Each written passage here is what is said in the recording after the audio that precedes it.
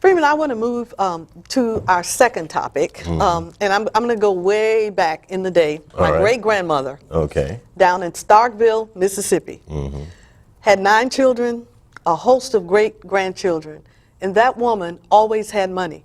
I don't care if you were 10 years old or if you were 65 years old, if you needed a dollar or whatever, she had it. That's right. And as a kid growing up, I can remember, well, for lack of a better word, I'm going to call them little sugar bowls. Right. That money would be stacked in each one of those sugar bowls. She didn't have a bank account that I knew of. So I'm thinking that was the way she was saving her money.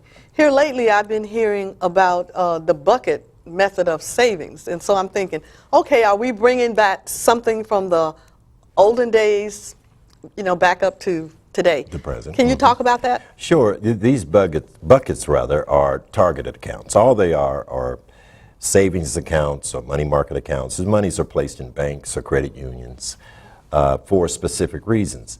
A lot of times it's for short-term programs, or I should say short-term goals. Not retirement, but vacations. Okay. You have home improvements. There are, when I mention vacations, a lot of my clients say they like to take cruises, or a specific item for their children or grandchildren, such as computers, or they may open these accounts and have long-term, long-range goals as well. And they literally label them, but here's the suggestion I would make. When you create names for these buckets, they say, well, because you just mentioned your great-grandmother. I remember my grandmother and my mother. They had the little jars there and with the little labels on it, and say, well, I'll put a few dollars in here every payday and so on, and then they reach the goal.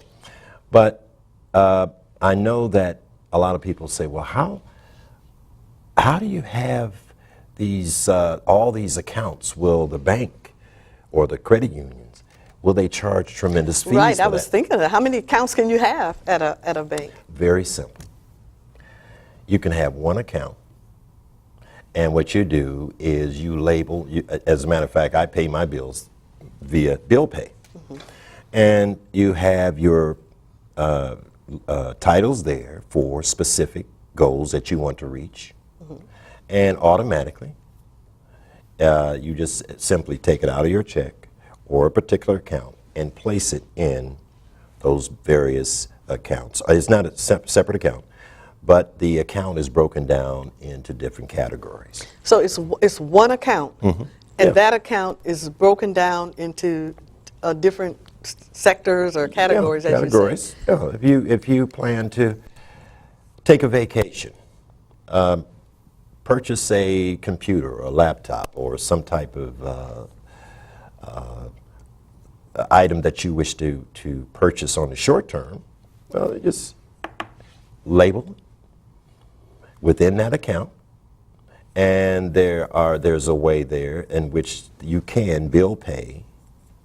If you receive funds that are EFT to your account, you just do hit that little button there, and it'll go directly to that particular category, and it could stay there and be there for, or you can fund it along the way, 5 months, 6 months, a year, or whatever your short-term goal is.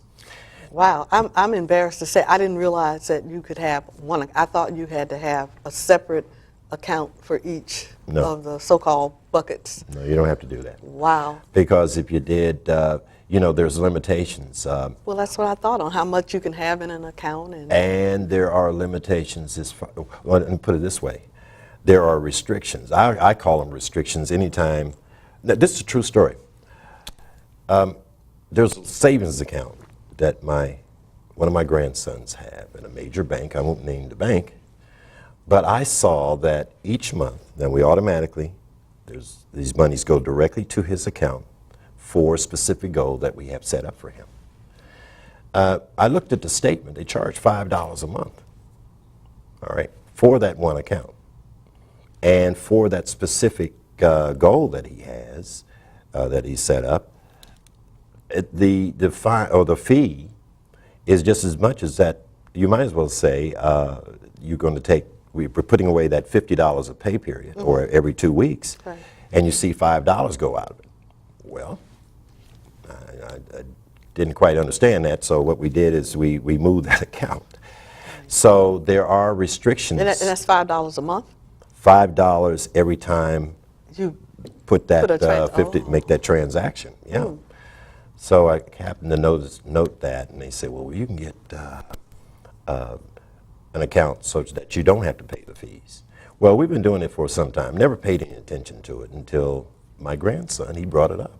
Wow. He said, you know, Granddaddy, look at this statement. They've been taking $5 every time I put $50 into my account.